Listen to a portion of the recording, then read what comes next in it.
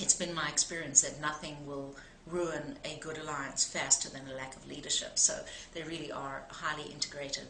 And alliances is something that many companies do, if not every company, but very few of them have elevated it to a science and a staff or line position which really is given both respect and career opportunities. So leadership is an essential aspect of strategic alliance implementation and also the strategizing of it.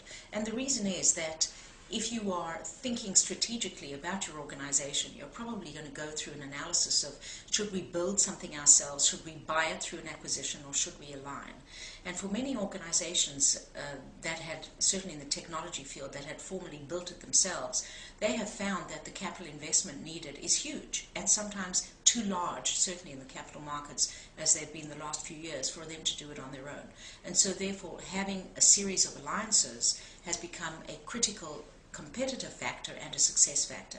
Cisco is an example of a company that has been very good at strategic alliances, primarily with some of their partners like IBM and HP and Intel and so on. Intel also does strategic alliances.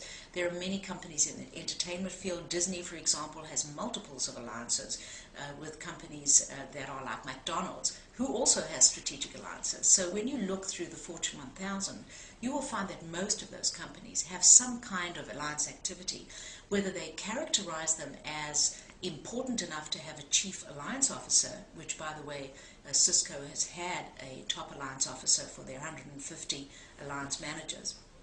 But whether they do that or not, it's interesting to see how few companies actually have codified their alliance methodology into an alliance competency that goes across the organization.